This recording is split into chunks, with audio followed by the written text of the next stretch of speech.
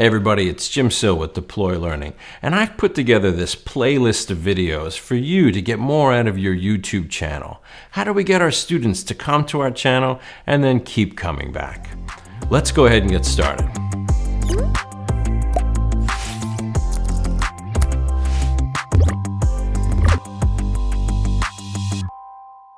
Here we are inside of YouTube for the first time in an account that we've never used before, and what we want to do is go over here to the right-hand corner and click on that sign in. If you've already signed into another application from Google like Gmail or Google Drive, then YouTube will automatically sign you into that account. You'll find that sometimes over here on the left-hand side, the Chrome browser wants to send you notifications. I typically block those because otherwise it'll get pretty monotonous after a while. You can see that I'm signed in here on the right-hand side because of the icon that's there, and it represents me. You might want to consider adding a picture there eventually, but it may not be necessary for you at the start. Go ahead and click on that circle and choose Create Channel. Creating a channel really just gives you a destination on YouTube, and ultimately it's just a place for YouTube to store your information. So I'm going to go ahead and click Get Started, and then we get this window. Now, there's a couple things here that are sort of, one is really boring on the left and the other one's really exciting on the right. When you first get started, you want to just go ahead and click on the one on the left, the one that represents you because it's your school account. Now, the one on the right, if you're using a G Suite for Education account, you're most likely not going to be able to create one of those. So let's just stay away from it for now and click on Select. Here at this last page, you have another opportunity to add a picture here for your profile icon, and then there's an opportunity here to put a channel description. This is where you're going to want to add something about your school or what you do at that school, and maybe a purpose for your YouTube channel. It just helps other people find you, but more importantly, it adds keywords that people can use to search for you, like other like-minded educators from around the world.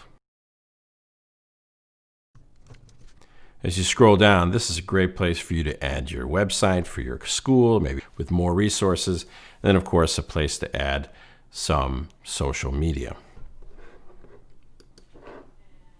This page tells you that you have a YouTube channel now. Now this is all you need to do to get started. You can now upload videos, create playlists, subscribe to other channels, and more. But let's go ahead and focus a little bit more on the way this channel looks. When you ask your students to visit you on YouTube, you want to give them an opportunity to see a little bit more about you and the things that your class is doing, and maybe the other interests that you might have as an educator. We'll go ahead and get started by clicking up here on Customize Channel. Once we've done that, we now have a different look, a look that you might be more familiar with when you visit other people's YouTube channels. You can see off in the right-hand corner, there's a link directly to my website and to the 3 other social media outlets that I filled in. It's a great place for you to build your brand as an educator. Now, the first thing we want to do is change that channel art. Right now, it's just going to be some gray boxes that somebody will see when they visit your site. So what you want to do is just click on Add Channel Art. Now, in another video, I'm going to show you how you can create your own channel art. But for now, let's go ahead and go into the gallery and just go ahead and choose a photograph. That'll just work for us for right now. In the top left-hand corner, you can see that letter is not really doing anything for our brand. So this is another opportunity for you to go back and fix that. As we move forward, there's a few things on this page that I think need some attention. Here is a cogwheel that we should go ahead and click. And in this window, there's a few settings that I think you should note. Here up on top is your privacy settings. By default, everything is private. Now this is a channel that you're using to inspire students or other people from around the web. And what I like to make sure we do is change this from keeping our subscriptions private to public. So in other words, we have to turn that statement off. The same thing exists for when we find playlists that we like out on the web, and we want to be able to let people see that we like them. So I go ahead and turn that statement off as well. The next thing we do is you head down here to where we can customize the layout of our channel. That's on by default. So we're going to leave that on. A little bit further down, you can show discussion tabs where people can actually come to your channel and have a conversation or comment. Now that's really going to be up to you, but as a beginner with YouTube, I recommend you turning that off.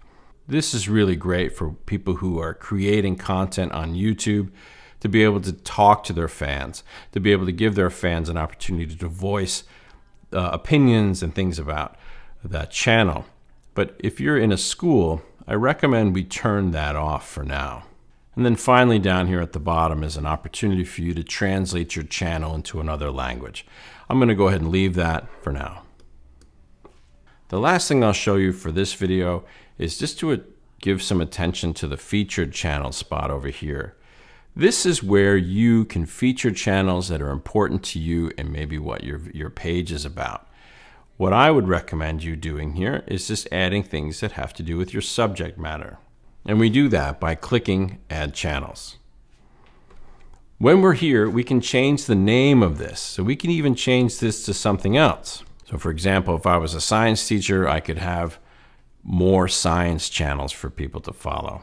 And we add other channels by providing the web address for that channel or the username for that channel. So let me show you how we find those. I'm just going to open up a new tab and head back over to YouTube. Here I can search for other channels. And one of my favorite ways to do that is to type in the subject followed by a comma followed by the word channel. What that does is it activates the filter for channels. And so here all of our results are now channels. So let's say, for example, we want to grab one of my favorites, the SciShow. I can go ahead and click on this and then come up here and grab that URL, copy it, head back over and paste it here. I have to hit the add button for it to show up, and that's great. I'm going to go ahead and do that for just a couple more science channels. Now that we're done, we just hit done. And now over here on the right, we have another opportunity for our students to dig more into our subject matter. That's all I have for this video. Take a look at my channel for other videos on getting the most out of your YouTube channel.